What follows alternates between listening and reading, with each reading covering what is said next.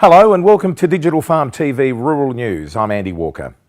Smartphone users can now access the latest information on Australia's worst pest animals using a new Field Guide to Pest Animals of Australia smartphone application, produced by the Invasive Animals CRC.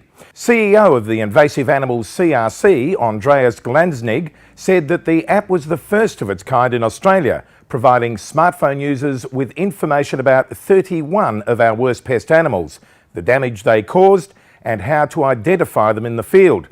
The app contains detailed species descriptions, photo galleries, maps, control techniques, and quick links to plenty of useful pest control resources for 31 vertebrate pest species in Australia.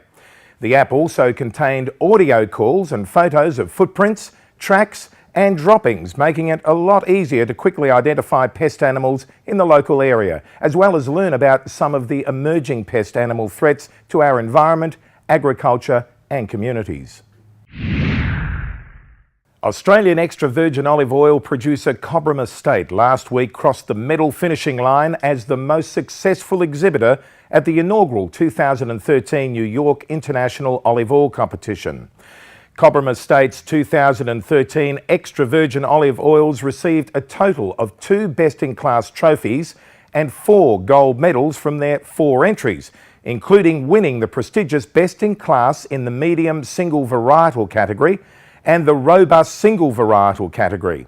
Cobram Estate Premier and Cobram Estate Classic were also awarded gold medals, demonstrating that Australian olive oils were among the world's best, according to Cobram Estate.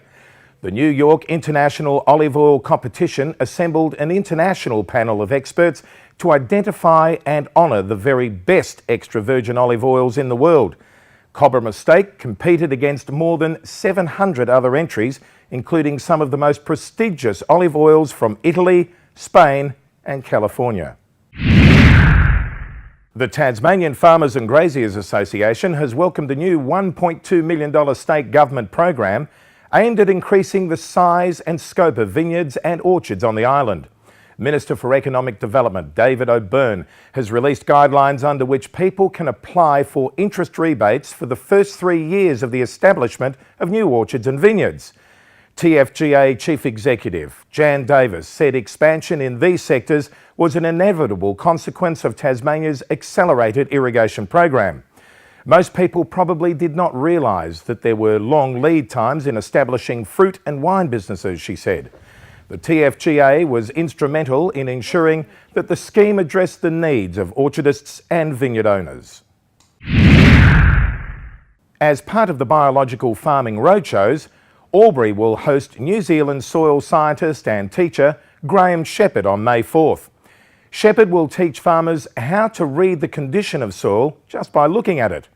Shepherd believes that generally the food we're producing today is less nutrient dense than a few decades ago, and this by and large comes down to soil management. Shepherd said lay people with little or no understanding of soil science or agronomy can learn to assess the condition of their underground economy and plant performance almost as successfully as an expert. Shepherd has travelled to 14 countries, winning a Science Communication Award in his work. Australian Organic has chosen the TAFE New South Wales Riverina Institute's National Environment Centre to host one of the 3 roadshows around the country. The other 2 locations for the roadshow are Timboon, Victoria on the 2nd of May and Roma in Queensland on the 7th and 8th of May. Shepherd is a guest speaker at all 3. News Limited Chief Executive Kim Williams used an address to a recent global food forum in Melbourne to challenge Australian food producers to help meet the food needs of a growing global population. The forum explored the potential for agriculture to become Australia's next great economic boom industry. In another address to the forum, the Executive Chair of Visy, Anthony Pratt, spoke of Australia as a clean, green food bowl and said that helping to feed a hungry world was Australia's most important responsibility. Australian vegetable growers had acknowledged and were rising to them with new initiatives aimed at providing food for our global neighbours, AusVeg Chief Richard Mulcahy told the forum. While the economic environment remains challenging with price-sensitive consumers in the developed world, the increase in red meat entering China was a positive sign for the sheep and beef sectors, according to Rabobank's animal proteins analysts. Presenting to local sheep and beef producers from Albury, Bendigo, Ballarat and Hamilton, Sydney-based senior animal proteins analyst Sarah Siver from Rabobank said there have been notable volumes of beef shipped to China in 2013. Producers had seen record exports to China, 28,623 tonnes in the first quarter of 2013, compared with 1,232 tonnes in 2012, she said. These record numbers had been sparked by China tightening its informal trade channels, with Australia very well placed to meet increased demand. Australia also continues to lead the world as a clean, safe, traceable source of protein. Well, that's it for Digital Farm TV Rural News this week. I'm Andy Walker. Look forward to your company again next week.